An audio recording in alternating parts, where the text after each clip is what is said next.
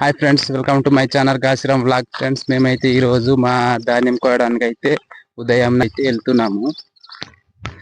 ఇప్పుడైతే మేము ఏ విధంగా చేస్తామనేది అయితే మీకు చిన్నగా చూపిస్తాను. మేము వెళ్ళే దారిలో అయితే ఈ విధంగా ఉంటాయి.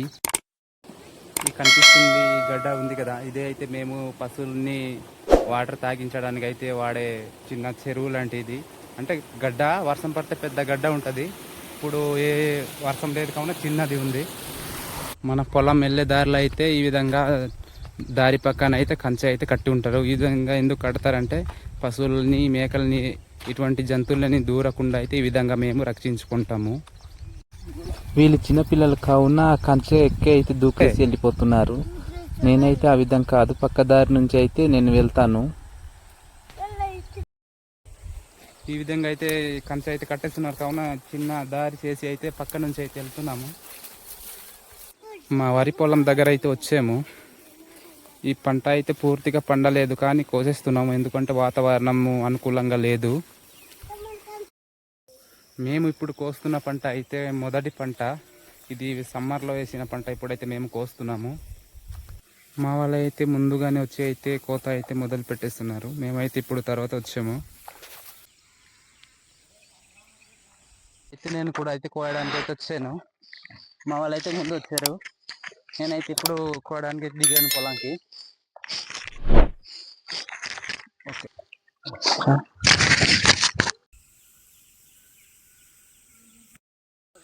ఇప్పుడైతే మేము ఒక పొలం అయితే కోస్తాము, ఇంకో పొలం అయితే ఉంది. అదే మా వాళ్ళు అయితే ముందు దిగిపోయారు. నేనైతే ఇంకా దిగలేదు. నవంబర్ డిసెంబర్ వేసే పంట అయితే కోసి ఆరబెడతాం.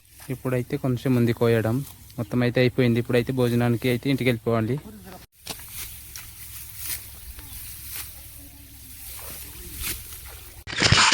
ఇప్పుడైతే మా ధాన్యం అయితే కోయడం పూర్తిగా అయిపోయింది. ఇప్పుడైతే ఇంటికి వెళ్ళి భోజనం చేసి అటు నుంచి తాళ్ళు ఏమైనా పట్టుకొచ్చి అయితే కట్టలు కట్టి తీసుకెళ్లవలసి ఉంటుంది. కాలు చేతులు కడుక్కొని అయితే ఇంటికి వెళ్దాము భోజనం చేయడానికి.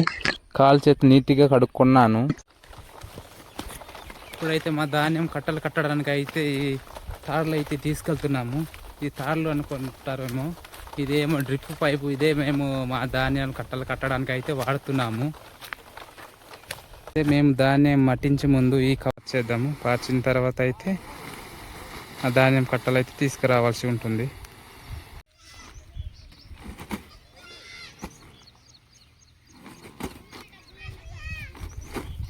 ఈ పరదా అయితే పార్చేస్తున్నాము. దీనిపైన అయితే ఇప్పుడు మట్టించవలసి ఉంటుంది పార్చే మొత్తానికి. ఈ వర్షాకాలం స్టార్ట్ అయింది కావున ఇప్పుడైతే కలాంలు అంతగా ఉండవు కావున ఈ కవర్ దగ్గర అయితే మేము ఇప్పుడు మట్టించవలసి ఉంటుంది. ఈ పరద నింపి ఉన్న ఈ సంచి అయితే భద్రంగా పెట్టుకొని ఉంచాలి. ఎటు పడితే అటు జల్లేస్తే మళ్ళీ రెండోసారి మనం ఉంచుకోవడానికి అయితే ఉండవు. కట్టలు అయితే కడదాము. ముందైతే ఈ వాటర్ పైప్ లాంటిది అయితే పేర్చాలి.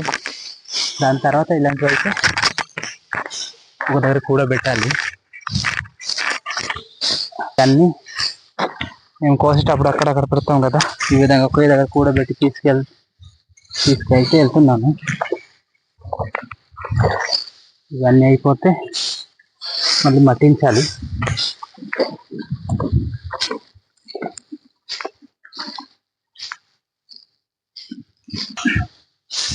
ఓకే, ఇప్పుడైతే మరీ పెద్ద కట్టలు కడితే అయితే బరువుకి అయిపోద్ది. ఎందుకంటే ఇది డ్రై చేయలేదంటే ఎండబెట్టలేదు కావున ఈరోజు కోసింది ఈరోజు తీసుకెళ్ళిపోతున్నాం కావున కొంచెం చిన్నది అయితే కట్టాలి.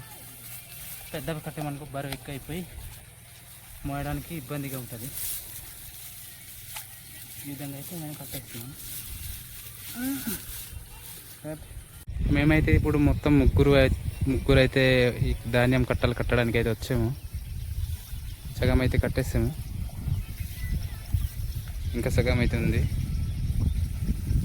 మా వరి కట్టలు కట్టడం అయితే పూర్తిగా అయిపోయింది. ఇప్పుడు మోసుకెళ్ళడమే ఉంది. ఇప్పుడు అయితే మోసుకెళ్దాము. కట్టడం అయితే పూర్తిగా అయిపోయింది కావున మనం కూడా మోస్తేనే త్వరగా అయిపోద్ది, లేకపోతే టైం అయిపోద్ది. అయితే కూడా అయితే మోస్తున్నాను. యా కట్టుకొని కట్ట నేను కూడా మోసుకెళ్తున్నాను. బరువు అయితే చాలా ఎక్కువ ఉంది. చిన్న కట్టలైనా బరువు అయితే చాలా గట్టిగానే ఉంది, ఎందుకంటే ఆరలేదు కదా.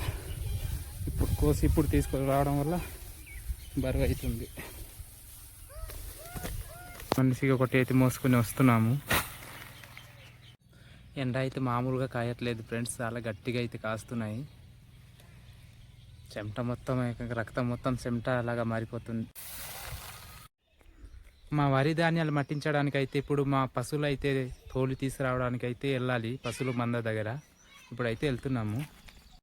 మా పశువులు తోలుకెళ్ళడానికి వెళ్తుంటే అయితే ఎండ అయితే బాగా గట్టిగానే తగులుతుంది, చెమట అంతా కారిపోతుంది. వర్షాకాలం కానీ ఇంకా వర్షం అయితే పూర్తిగా పడట్లేదు మా ప్రాంతంలో. అయితే మా పశువులు అయితే తోలుకొస్తున్నాము.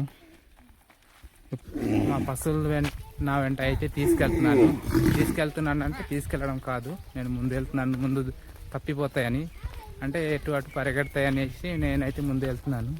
పశువులు అయితే వెనక వస్తున్నాయి, చూస్తున్నారు కదా.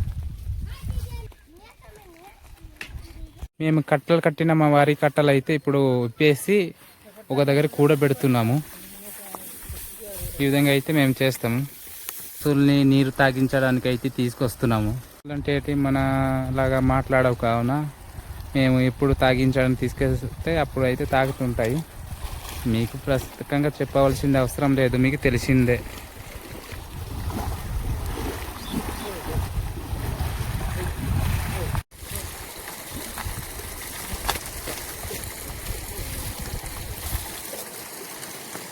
మేము ఒక దావని దగ్గర అయితే కట్టాలి. దావని అనేసి ఒక తాడు లాంటిది ఉంటుంది, 2-3 ఒకే దగ్గర కట్టవచ్చు. అలాంటి దగ్గర అయితే ఇప్పుడైతే అలా కట్టాము. అలా కట్టడం కారణం ఎందుకంటే ఇటు అటు వెళ్ళకుండా ఒకే దారిలోని నడుస్తాయి. మేము ఈ విధంగా ఎందుకు కలుపుతామంటే కింద ఉన్న వరి కంకు అయితే పైకి రావాలి, ఆ నుంచి అయితే ఈ వరి ధాన్యం అయితే వేరు కావాలి కదా.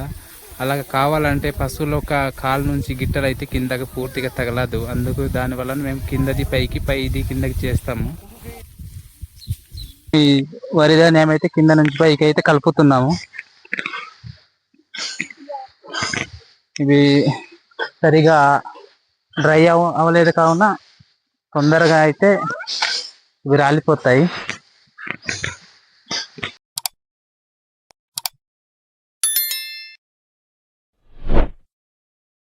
మా వరి ధాన్యాన్ని అయితే ఇప్పుడు మా పశువులతో అయితే తొక్కిస్తున్నాము. ఈ కనిపిస్తున్న 2 కర్రీ బర్రెలు ఉన్నాయి కదా, అవి అయితే మావి, మిగిలిందే మా అన్య వాళ్ళది. ఆ పశువులు మొత్తం అయితే ఆ 2 మాత్రం మాది. ఇప్పుడైతే మా వరి మొత్తం తొక్కించడం అయితే అయిపోయింది. ఇప్పుడు మొత్తం క్లీన్ చేయాలి. వరి గడ్డ అయితే ఇంటికి అయితే మోస్తున్నాము కట్టేసి. ఇప్పుడైతే వరి గడ్డ అయితే కడుతున్నారు మా బ్రదరు. మేము ఇప్పుడైతే గాలి ఎత్తకుండా అయితే తీసుకెళ్తున్నాము పొట్టుతో.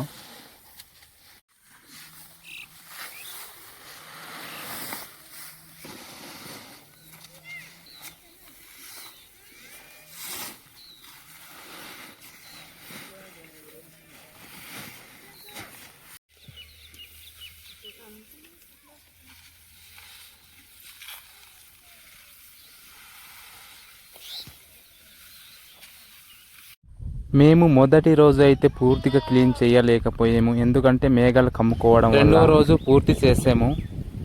మొత్తం క్లీన్ చేసి అయితే ఇంటికి అయితే తీసుకెళ్ళిపోతున్నాము.